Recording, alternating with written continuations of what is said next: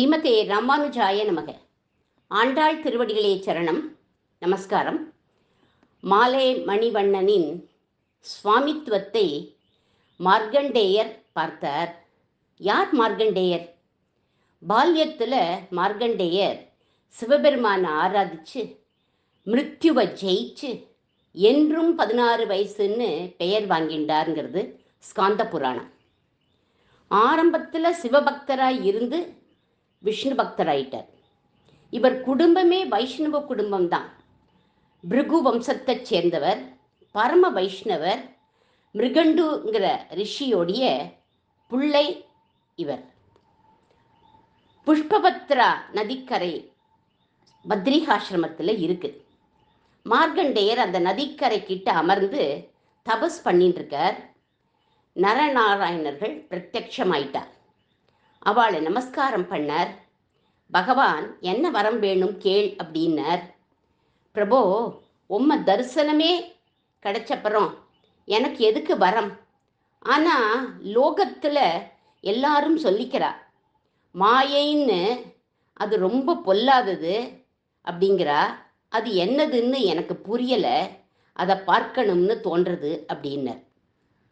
பகவான் சிரிச்சுண்டார். உனக்கு ஏதுடா மாயை? அனவரதமும் பகவத் தியானம் பண்ணுற தங்கமான புள்ள நீ அப்படின்னு மனசில் நினச்சிண்டு மந்தகாசம் பண்ணிட்டு போயிட்டார். மாயையை எப்படி காட்டுவாரோ தெரியலையே அப்படின்னு நினச்சிக்கிறார் மார்க்கண்டேயர். ஒரு நாள் இவர் அனுஷ்டானம் பண்ணுற போது நாலா பக்கமும் பெரிய சப்தம் கேட்கறது. நாலாபுறத்துலேருந்தும் சமுத்திரங்கள் பொங்கி பிரளய ஜலமாக வருது. எல்லாம் அழிஞ்சு போயிடுத்து. ஏன்னா சிருஷ்டி ஸ்திதி சம்ஹாரம் இதுதானே மாயை. இப்போ சம்ஹாரத்தை காட்டுறார். பிரளய ஜலத்தில் இவர் மட்டும் சாகலை, நீஞ்சிண்டே வரார். கை கால்கள்லாம் சளைச்சு போயிடுத்து இவருக்கு. செத்துடலாமன்னா சாகாமல் இருக்கிறதுக்கு வரம் வாங்கின்னு இருக்கார்.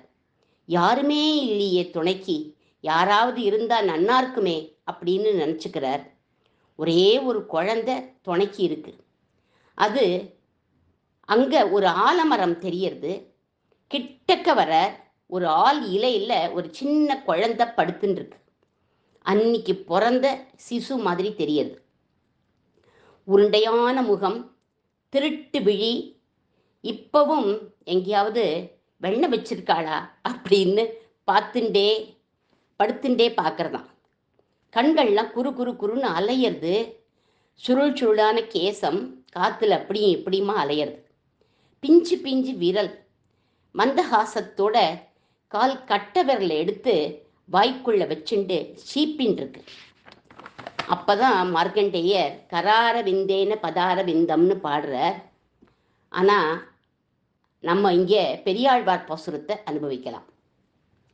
சீதக்கடல் உள்ள அமுதன்ன தேவகி கோதை குழலாள் அசோதைக்கு தந்த பேதை குழவி பிடித்து சுவைத்து உண்ணும் பாதக்கமலங்கள் காணீரே, பவளவாயீர் வந்து காணீரே அப்படின்னு அந்த குழந்தைய அனுபவிச்சு பாடுறார் பெரியாழ்வார். அந்த குழந்தைய தொடணும்னு ஆசையாக இருக்கு. பக்கத்தில் போனார் மார்க்கண்டேயர். அப்போது அந்த குழந்தை தன் சுவாசத்தை வெளியிட்டு அவரை தன் வயிற்றுக்குள்ளே போக வச்சுடுத்து.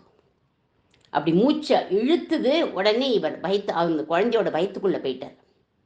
அந்த வயிற்றுக்குள்ளே சகல பிரம்மாண்டங்களும் இருக்கு. ஆச்சரியமாக எல்லாத்தையும் பார்க்குறார். உடனே செத்த நாழிக்கெல்லாம் மூச்சு காற்று வெளியில் விட்டது. குழந்தை அப்படியே படக்குன்னு வெளியில் வந்து விழுந்துட்டார். பழையபடி எங்கே இருக்காருன்னு பார்த்தா தன்னுடைய ஆசிரமத்தில் உட்காண்டிருக்கார் மார்க்கண்டேயர். சமுத்திரம், ஆலிலை, குழந்தை எதுவுமே இவர் கண்ணுக்கு தென்படலை. இப்படி ஒரு மாயையை காண்பிச்சான் பகவான். இதை திருமிழிசை ஆழ்வாரும் பாடுறார். வானகமும் மண்ணகமும் வெற்பும் 7 கடல்களும் போனகம் செய்து ஆலிலை துயின்ற புண்டரீகனே அப்படின்னு திருமிழிசை ஆழ்வார் திருச்சந்த விருத்தத்தில் பாடுறார். ஆலின் நிலையாய்ங்கிற பதத்தை ஆலின் நிலையாயின்னும் பிரித்து பொருள் சொல்லலாம்.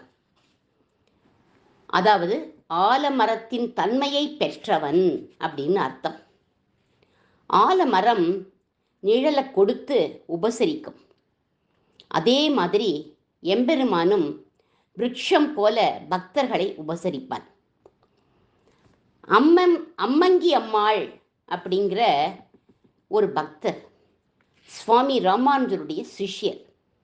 இவர் சொல்றார், ராமானுஜருடைய திருவடி நிழல்ல ஒதுங்கிறது ஆலமரத்தின் நிழல்ல ஒதுங்கிறது மாதிரி அப்படிங்கிறார். பெருமாள் திருவடி நிழல்ல ஒதுங்கிறது பனைமர நிழல்ல ஒதுங்கிறது மாதிரி அப்படிங்கிறார். ராமானுஜர் திருவடியை பற்றினா போரும், ஆலமர நிழல்ல படுத்துண்டு நிம்மதியா தூங்கலாம். அவர் பெருமாள் கிட்ட நம்மளை கொண்டு போய் சேர்த்துடுவார் அப்படிங்கிறத திருமாலிருஞ்சோலை பெருமாளே சொல்றாராம். 12 வருஷ காலம் மேலக்கோட்டையிலேயே இருந்தார் ராமானுஜர். கிருமி கண்ட சோழன் இறந்தான்னு தகவல் கிடைச்சதும் அதுக்கப்புறம்தான் திரும்பி வந்தார். கூரத்தாழ்வான்கிறவர் ராமானுஜருடைய சிஷ்யர். அவர் அதே 12 வருஷ காலம் கண்களை இழந்துட்டு திருமாலிருஞ்சோலை போய் கள்ளழகருக்கு கைங்கரியம் பண்ணிட்டு இருக்கார். அந்த சமயம் கூரத்தாழ்வான அனுப்பணும்னு ஸ்ரீமுகம்னா ஒரு லெட்டர் எழுதி கிடாம்பி ஆச்சான்கிட்ட கொடுத்து அனுப்புகிறார் ராமானுஜர். அந்த லெட்டரை கள்ளழகர்கிட்ட கொடுத்து பிரார்த்திக்கிறார் கிடாம்பி ஆச்சான். சரி, கூரத்தாழ்வான நான் அனுப்புகிறேன், நீர் ஒரு ஸ்லோகம் சொல்லும், அப்பதான் நான் அனுப்புவேன் அப்படின்னு விட்டார் பகவான். ஆளவந்தாரோட சோத்திர ரத்தனத்திலேருந்து ஒரு ஸ்லோகத்தை சொல்றார் கிடாம்பி ஆச்சான். அபராத சகசிரபாஜனம், பொறுக்க முடியாத ஆயிரக்கணக்கான அபராதங்கள் புரிந்தவன், கணக்கற்ற குற்றங்களுக்கு இருப்பிடமானவன். பதிதம் பீம பவார்ண ஓதரே, சம்சார கடல்ல விழுந்துட்டேன், நீதான் என்னை கை தூக்கி விடணும். அகதிம் சரணாகதம் ஹரேஹே, நான் கதி அற்றவன், பெருமாளே என்னை காப்பாத்து. கிருபையா கேவலம் ஆத்ம சத்குரு, என்னை காப்பாத்துறதுக்கு என்னிடத்துல ஒரு நல்லதையும் நீ பார்க்க முடியாது, உன்னோட கருணையினால தான் என்னை காப்பாற்ற முடியும் அப்படின்னு இந்த ஸ்லோகத்தை சொல்றார். அபராத சகசிரபாஜனம், பதிதம் பீம பவார்ணவோதரே, அகதிம் சரணாகதம் ஹரேஹே, கிருபையா கேவலம் ஆத்ம சத்குரு அப்படின்னு இந்த ஸ்லோகத்தை சொல்றார் கிடாம்பி ஆச்சான். பெருமாள் தலையை ஆட்டின்றே கேட்கிறார், ராமானுஜருடைய சமையல்காரன் தளிகை பண்ணி போடுற பயல் அகதிங்கிறானே, நிறுத்திடா பயலே, நீ அகதியா, கிளம்பி போடா அப்படின்னு கோச்சுண்டார்.